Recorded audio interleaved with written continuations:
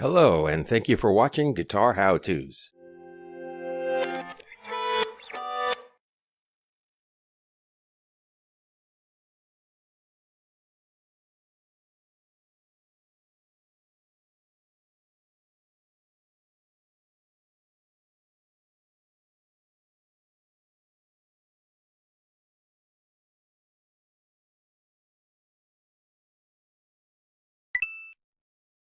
Today, let's time this guitar setup. Here are the tools and objects I'll be using. Got some tissues here. Kind of in order, not quite. I don't know if the guitar is metric or imperial, so metric here, imperial here, hex wrenches. I use this to give me some leverage on the ends of these if I do for the truss rod. We'll see. Dog bone, couple of screwdriver, of course, a file, pencil for pointing, jeweler's piercing saw blades, petroleum jelly, toothpicks, 3-in-1 oil. I've got some saddle screws here, but they're technically not called that. They are called socket set screws. So these are different sizes, because I don't know what size, I don't know if I even need these today, but I'll see if the guitar's saddle screws are high. I might see if I have the right size here. I'll see about changing it. Okay, I'll have various pieces of cardboard, tape, of course, a set of new strings, scissors, pin pliers, string stretcher, and towards the end of the project, we'll get over to labeling what I've done, glue that on the back of the pack. I got Fender's tremolo arm springs, so it stiffens up the tremolo arm a little bit. And finally, we've got some lemon oil over here, and for the polishing, I use Zymol car polish. It is, by the way, you can find it at automotive store, and a cloth for that. The guitar we'll be working on today is a Kramer VT-211S. At first glance, there is some fret sprout. Frets need a little polishing. These things are very, very common in guitars of this price range. Tremolo arm, of course, the 5-way switch, volume, treble, humbucker in the bridge, 2 single coils, so on and so forth. I'll be taking the plastic off these. Back from a little break and setting the tools aside. First thing I want to do is take the strings off.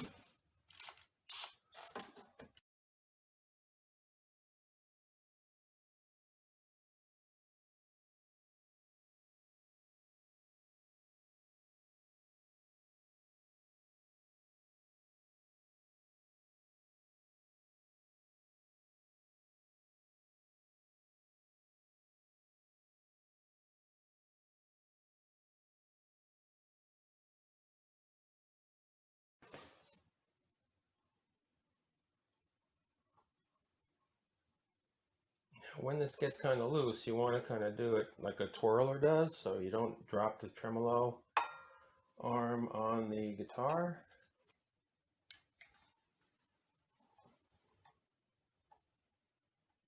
There you go.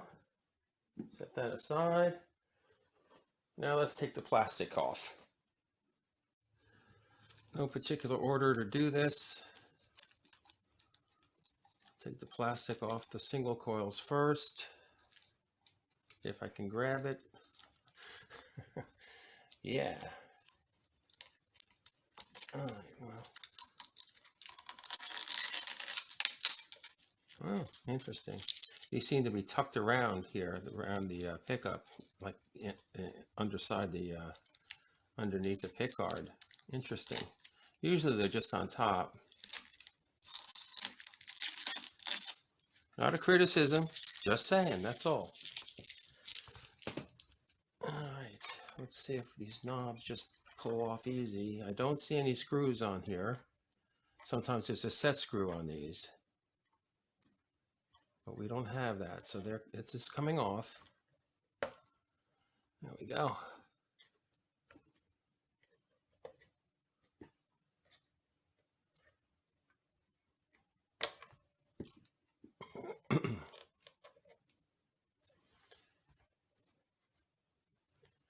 Try to keep my arm out of the way of the camera. Oh, I don't have to take this off all the way, excuse me. Just want to raise these a bit.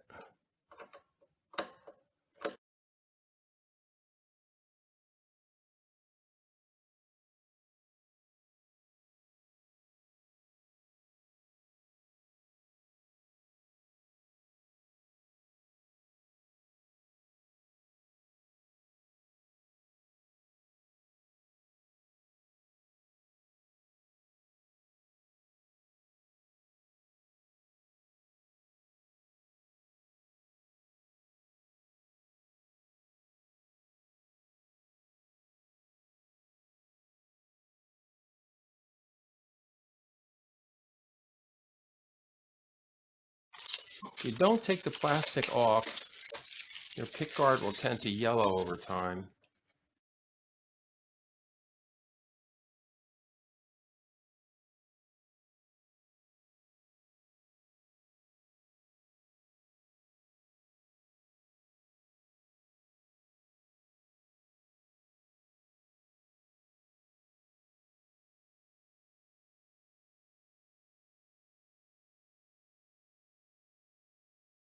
We go on to check the nut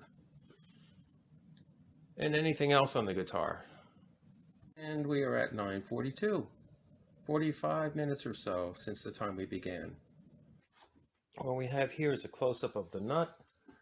We're going to check the string height. I have a separate video on this. I want to go to this first fret.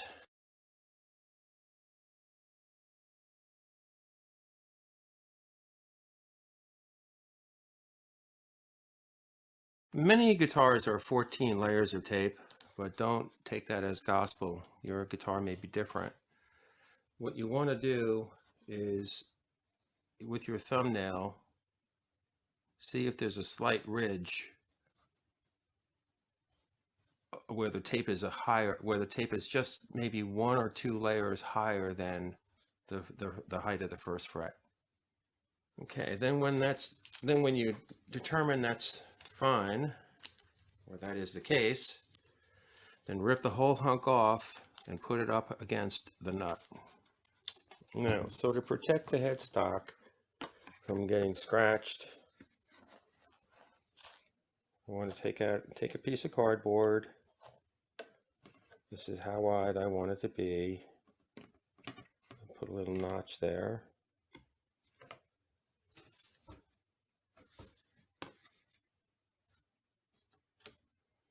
Let me cut it here.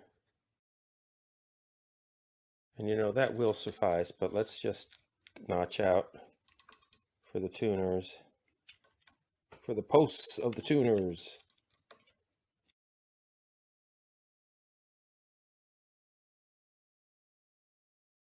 Now I want to tape this in place. Now what I'll also do is put some tape down here. As said, I'd like to use 2 layers. Because usually if you put 1 layer down and you tear that with your, let's say with your saw blade, it's probably too late. You probably scratch the guitar. But 2 layers, if you scratch the first layer, you're still okay. Kind of gives you a little warning. Beautiful. Now, we take our blade. These are jeweler's piercing saws. They actually have little blades. I don't know if you can see this on camera, but there are little teeth, little blades, pardon me. There are little teeth on these, and they're really ideal, especially for the high E string. They have some ones that are twisted. I haven't tried those. They look interesting though. You can find these on Amazon.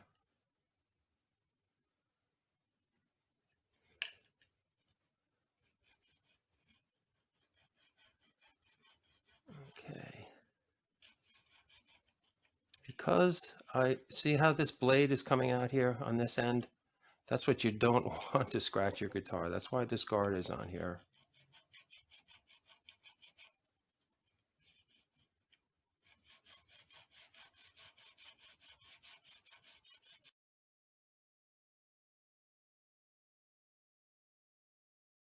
Okay, when you see the white, you stop. That white is a combination of the plastic coming off the nut, in this case it's plastic, and the saw blade touching the tape. You want to make sure you get your blade so the teeth are downward, which is sometimes a challenge with these small items. You want your teeth, obviously, you want them facing downward. Now, if you prefer to have your lower strings, let's say D, A, and E, higher because the arc of those strings can be greater than the thinner strings when you pluck them, then just put another layer or two or step up the layers on this side of the guitar, this side of the nut.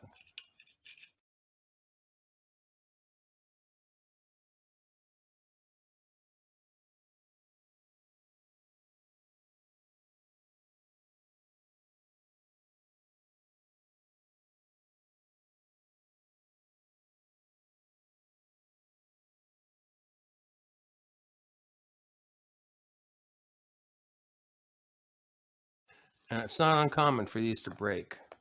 Very good. You can probably see each one of these has white lines. You really want to be concerned more about this side than this side. However, you can see them on each side.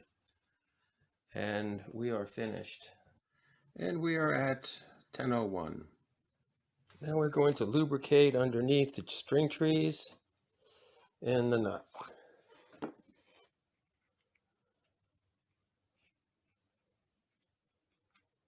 Here comes the petroleum jelly and the toothpicks. You don't need a lot.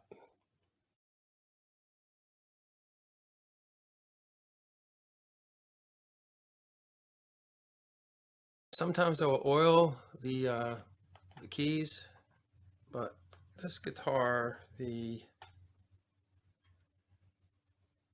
gotta feel these.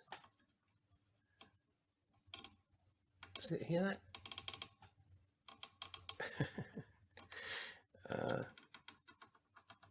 The tuner is they're rather stiff, and you know, like I'm gonna say I don't really mind that because it may actually help with keeping the guitar in tune. What I'm doing right now is lining these holes, the eyelets, in anticipation of putting on another set of strings. Here's another one.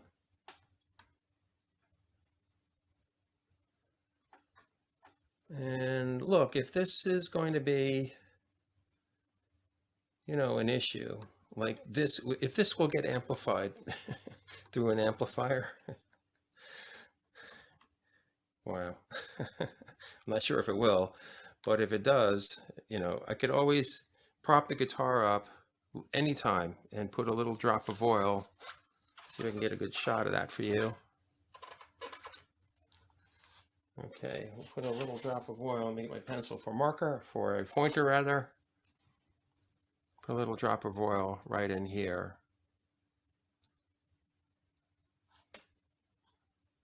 And I would probably tilt the guitar like this, like at a 45-degree angle. So I want the oil to go on the metal pieces. So I want this at a 45-ish degree angle.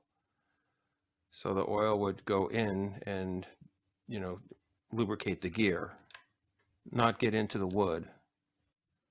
Right now I'm going to take a little bit of a break. I'm going to get a cup of coffee before I get into the frets. Guitar is propped up on a sofa with some pillows underneath it to keep it at a 45-degree angle. All right, so let's turn the keys so they're out of the way. All right, great. Straight up and down. I'm looking for this little hole over here. Whoa. I said whoa because this stuff comes out quick. Sometimes it comes out fast. Okay, now we spin them around a bit.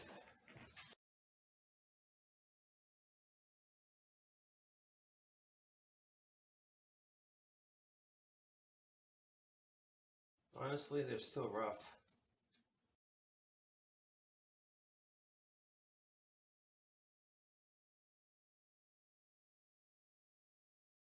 they're still rough. Maybe slightly better, but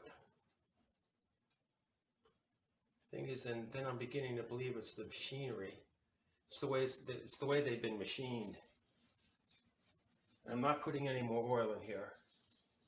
And it's 20 minutes to 11.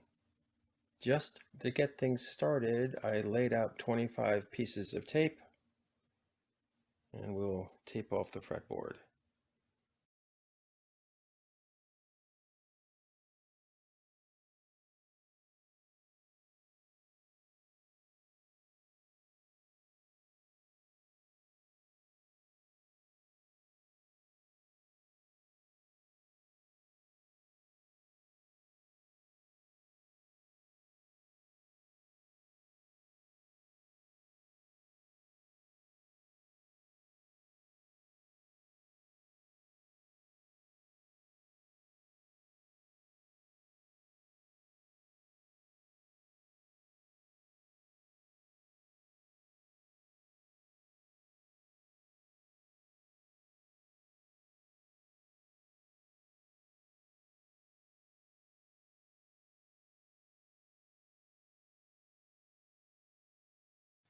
That task took about 20 minutes. All told, except for the cardboard taped down onto the guitar, this took about 40 pieces of tape. To address the frets, I'm going to start with 320 grit, and then 400, and then at the end I'll do 1000, 3000, and 5000. Now this block of wood has a groove in it, and I made that groove by putting sandpaper across a fret and then rubbing this across the sandpaper. Sandpaper's obviously, the rough side up, and made that groove. So this groove is the mirror image of a fret. So I take a piece of tape, I take a piece of sandpaper, a little bit longer than the width of this, and tape it to the block.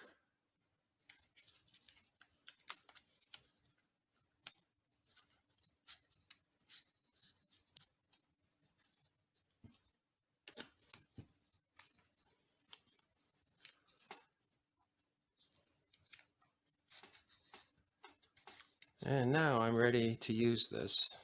Count how many times you do this. So 1, 2, 3, 4, 5, 6, or 1, 2, 3, 4, however you want to count it, but you want to keep your count consistent throughout every fret.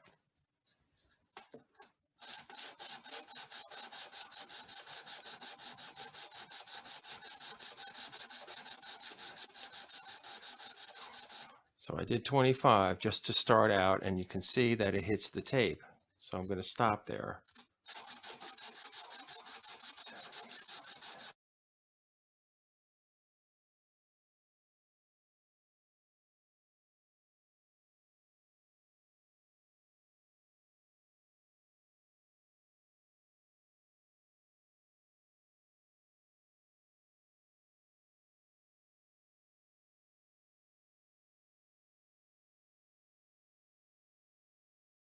Here's the block of wood afterwards. Not much wear on this right now on the sandpaper. So now we change this to the next finer grit.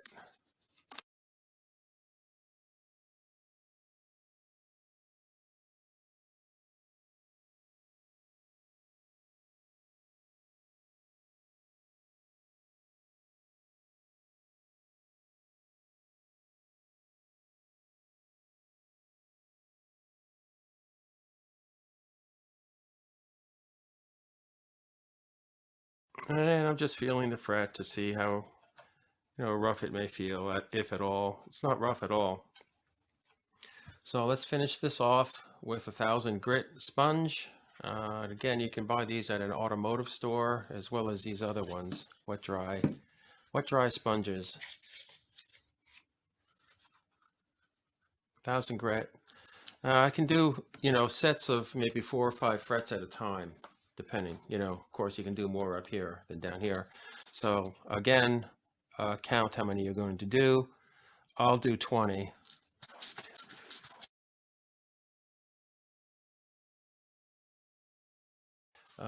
This type of grit is not going to take that much of the fret off. Let me go on to the next grit, which is 3000.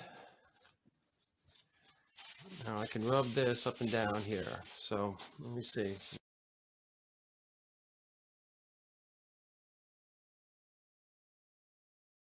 I'll do the same for the 5000 grit, 25.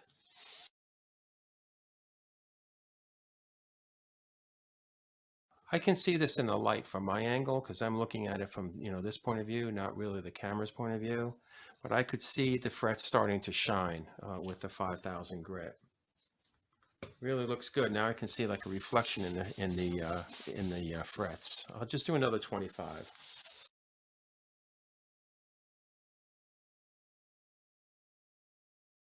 So now what I want to do is address these fret nibs, which don't feel that bad right now, but that might be because the tape is on here and it's making the neck, quote unquote, a little bit wider because there's a layer of tape on. I've got 2 layers of tape, one on this side, one on this side.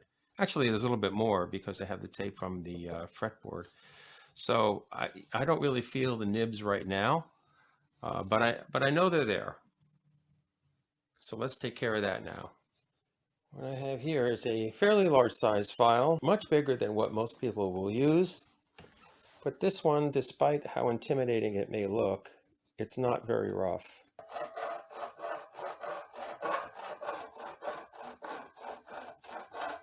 And of course, it's always nice to take a file and do the sides.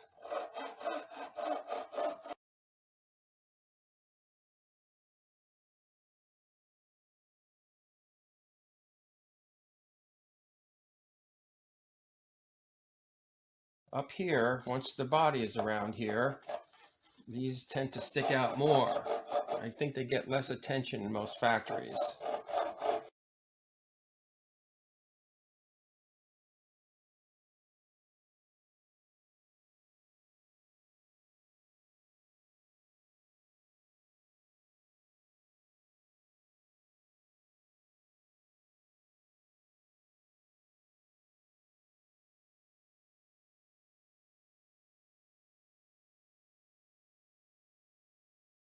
So right now it's 11:45. Let's see if we can see the clock. Yeah, we can. Okay, so 11:45. I'm going to break now to get something to eat. I'll come back and round these off. Okay, so I did these few. We're going to go this way.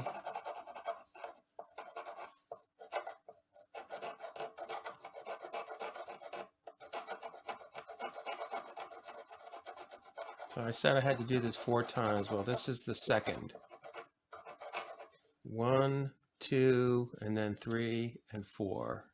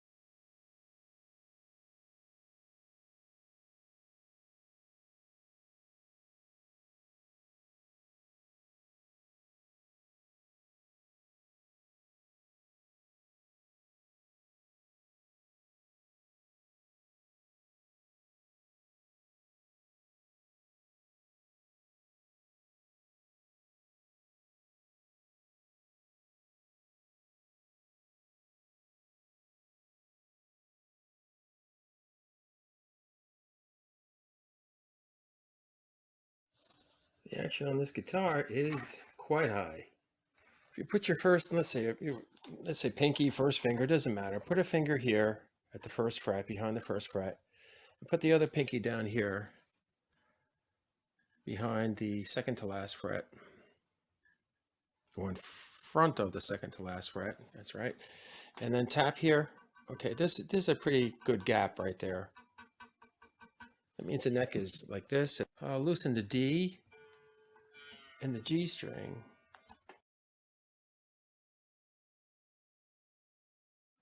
And take the tree string off. That is going to be in the way.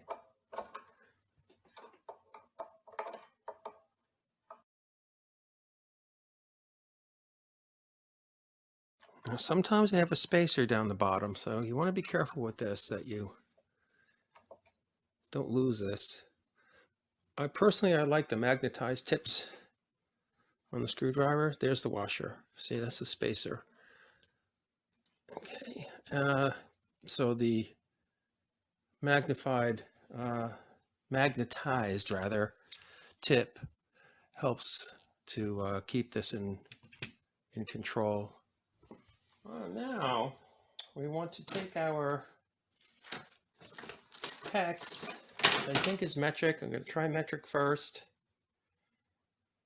I'm going to try a number 4. Number 4 first. And that happens to be the one that fits. See if I can turn this well by hand. Yikes, it's stiff. So here's what I'm going to do. I'm going to loosen it first. And this is why I have a screwdriver like this. The one at the beginning of the video was a smaller size one, but you can take the tip out. You have this, because I can use this for leverage on here. Loosen it first. Yikes. It's even stiff. Wow. I've never seen this before. Wow. I don't want to force anything. Let me see if I can go the other way. Let me see. Okay. That's very unusual. Should be about 3/8 of a turn, perhaps. Check the action again. It's getting better. Take this out. Don't be rough with this. Don't go quick.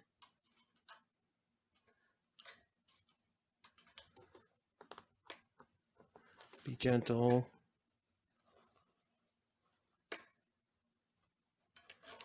It's very interesting that the truss rod was all the way in the loose position. There's nothing wrong with it. It's just that it's not common. Not so common.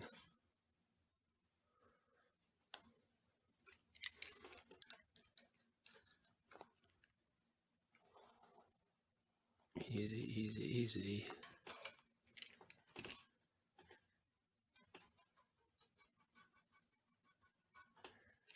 Now you can hear me off camera tapping the string.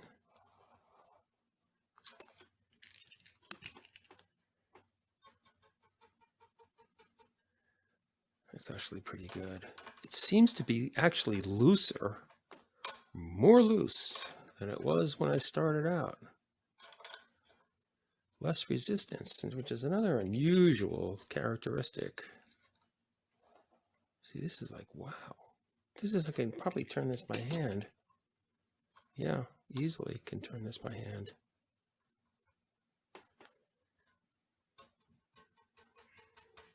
Okay, I'm going to keep that the way that is right now. And I am going to put the strings back up here to tension.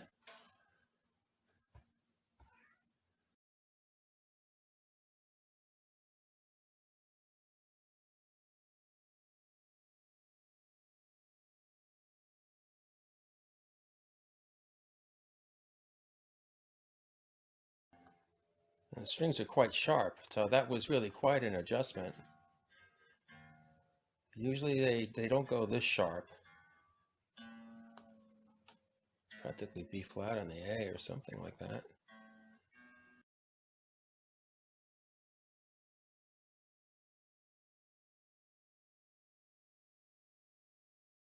I can tell you right now that the string height is has got to be addressed at the bridge. So let's go down there. And we can see the height is still, high. The height is high. The neck bow is the way I like it. So what I need to do is take, again, the metric.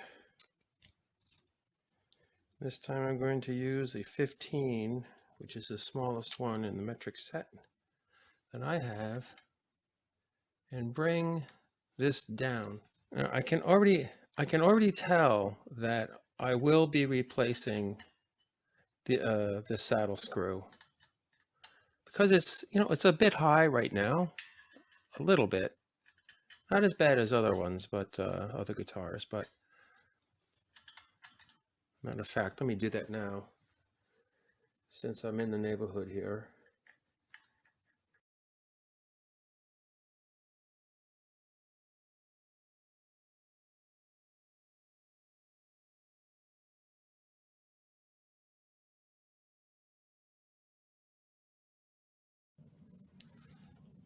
Sorry if my hand is in the way, but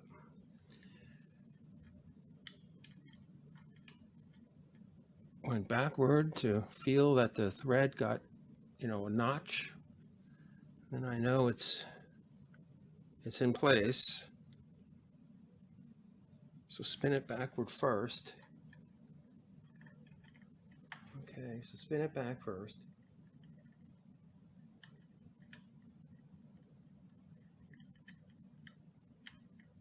Get it, didn't get it.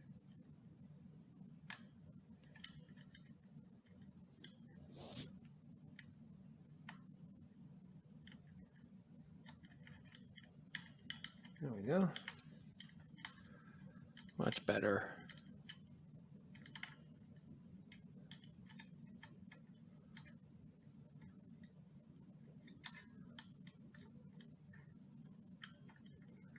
As many of you know, I like my action low. Some people can't stand that.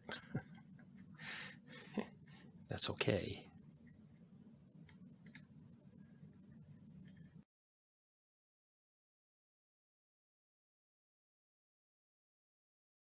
Turn clockwise to raise, counterclockwise to lower. And I like to think in terms of quarter turns and half turns. Just as a reminder, it's a good idea to pick the guitar up, put it in your playing position and play it a little bit, because sometimes you'll get buzzes here. You'll get buzzes in this position is what I meant by here. But when you put it in playing position, that doesn't happen, because there's different tensions on the guitar when it's laying down than it is when it's in your playing position. So the buzzes are gone, even though they appear when the guitar is laying down. They're really non-existent. And I do like this action. So I'm going to use the low E string as my guide and put the tape down over on the 12th fret to adjust the height for the rest of the saddles. And if I need to change the saddle screws, I will do so.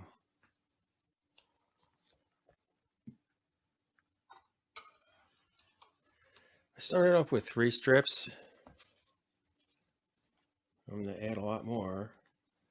So I want to pull the tape through, put the knife underneath the strings, tape the tape to the knife. I'm right over the 12th fret. Now I need more, because I'm going to make the height of the rest of the strings consistent with the height of the E string.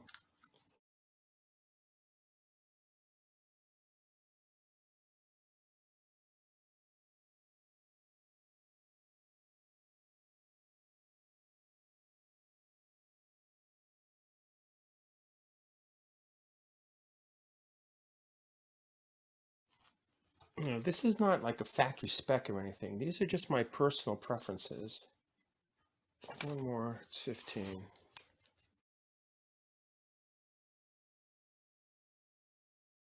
Now I'll be lowering by unscrewing or counterclockwise the saddle screws. Watch the string go down till it rests on the tape.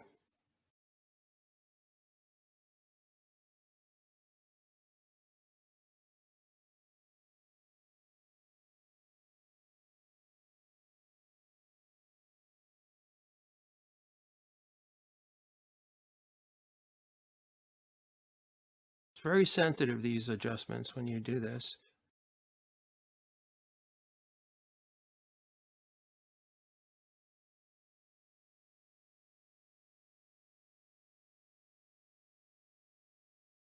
To me, it feels like it's an arc.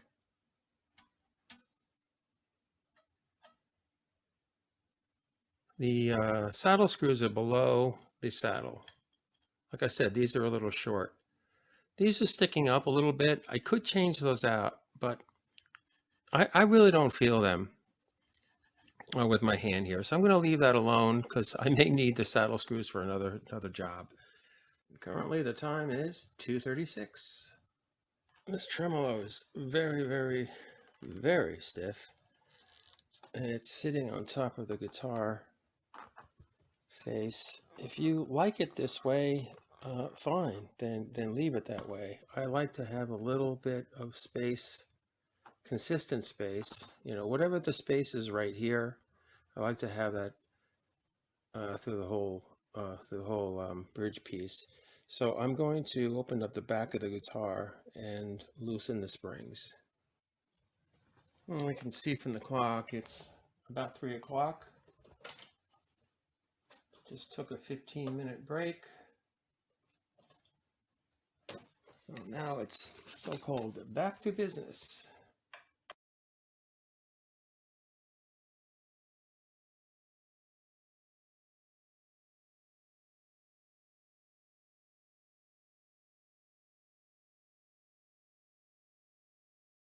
Let's get a good look at this. This tremolo unit is very typical of most tremolo units. It has a claw right here. That's what that's called. This whole unit is called a claw. 2 screws hold that into the body of the guitar. There's a ground wire here for the pickups. 3 springs. They opted to put the triangular shape here. Some other manufacturers just put them parallel. And what we need to do to loosen this is to loosen these screws.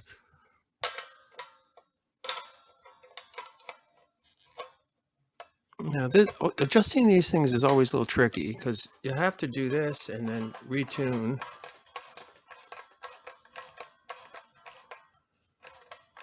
So this will detune it. So this will make the pitch go lower on the guitar.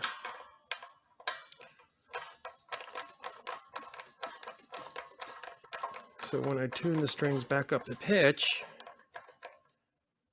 it will pull this forward. And you kind of, you know, I go back and forth with it. I do trial and error with it. Some people block off the, let me just move the camera a little bit. Some people block off the block. They put a piece of wood in here and do it that way, and that's fine. I'm pulling this back a little bit, so I think I'm just getting an idea of the tension here. So let's go flip the guitar over and tune it up. All right, with these less expensive guitars, sometimes these screws are in at it, you know, a pretty steep angle. I'm exaggerating a little bit, although this one's like that, so I'm not exaggerating too much.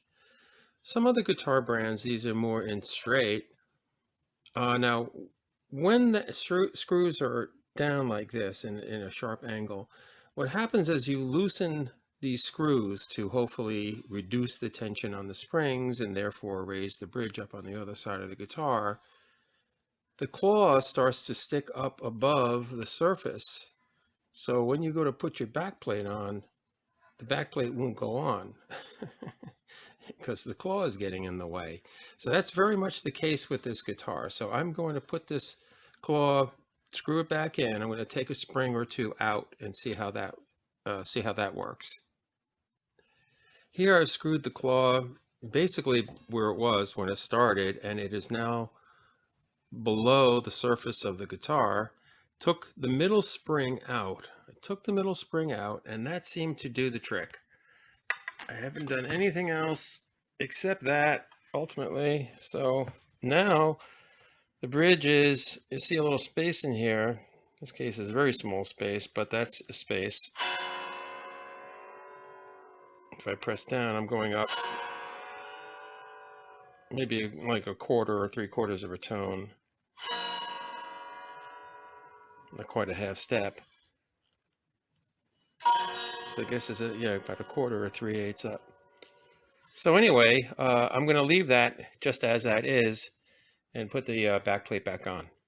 You can find these on the internet and drop it in the hole.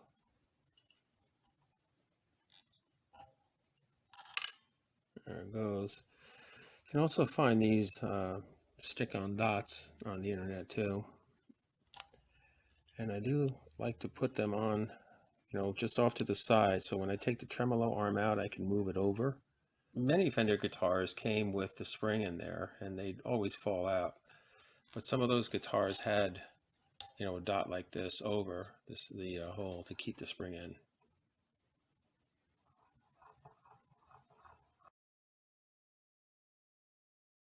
What I like about the spring is not so much that it makes the arm more stiff this way, although it does, but it takes out the play that's in here. So if you want to do, some fine vibrato work, for me, it's important not to have that wiggly play, which most all tremolo arms, high-end guitars, low-end guitars, most all of them have that when you have the screw type like this one. You have a threaded one. So for me, this is ideal right now. If you're going to start working on your own guitar, it's a great idea to have these small manila envelopes available. Now, I put tape here to just keep the flap closed. And I always label the outside of it so I know what's inside. Now I just put this tremolo spring in here, and I put the original saddle screws that were over here in here too. And this goes in the guitar case. And just to wrap things up, we'll give this guitar a little polish. Currently I don't think you can see the clock. Let's see, it's 3:30. Hope you can see this. I'm not sure if you can see this or not. Yeah, it's 3:30. I'm using Zymol. Marketed as a high-end car polish. I believe it has a little bit of pumice in it, very, very small amount. But I just love this this polish for guitars. Some of the other ones I don't find, I don't know, it's just me maybe. I just don't find they're quite as good. So you have to wipe this off when it's wet. Don't let this dry. It's the same color as another polish called Rain Dance, which I don't know is on the market any longer. I don't know. Might be. But it isn't Rain Dance. Rain Dance is kind of like a jelly if you get the can of it. And I think that's an acrylic. Nothing wrong with that. I just like to use this. That one you let dry, so don't get confused between these two. This one you wipe off wet. I'm just rubbing it on just to spread it out. Just rubbing it with my finger. Okay, now I have dedicated cloths for things. This is the Zymol. This is the cloth I use for the Zymol. I don't like to mix the cloths, especially if it has oil on it or something like that. And I'm pressing firmly. I wouldn't say super hard. firmly. And I'll probably have enough on here to do the other side of the guitar. I try not to go close to the edges because it's not easy to get into the little nooks and crannies to wipe this out. I don't like to do that. So I get close to the edges. Turn the guitar over, at least on its side. Do the edge. I like the teal. This guitar, I'm not selling this guitar to anybody. I mean, I'm not trying to sell you on the idea of getting this guitar. If you want to buy it, fine. There's no endorsements on my channel, at least as of yet. If there were any, I would tell you about it, of course. This comes in a couple of colors. I like this one, and I also like the off-white one, which I don't know what they call it. They might call it pewter. I don't remember. But the prices of these have, not this model, but the other ones, they were $129 for quite a while. And then they popped up to $149. And this one was still $129, so I got this one. And sometimes there's other guitar companies out there, you know, that are more off-brand than this. I mean, Kramer's kind of a well-known name,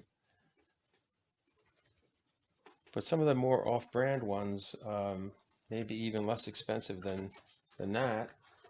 And I tell you, once you start paying, you know, $100 or something less for a guitar that's similar to this, it's hard to pay up for them. Now you do have to do, if you get a guitar in this part of the market, just be aware that it's likely you'll have to, you know, attend to adjusting it. You know, the string high, tremolo systems, things like that, things that we did today. That's why I make these videos, so you can do this yourself. Now, today I took extra time and did some extra steps that sometimes I just don't always do. I don't always address the frets as well as I did today, like the fret ends and things like that. Sometimes I do, sometimes I don't.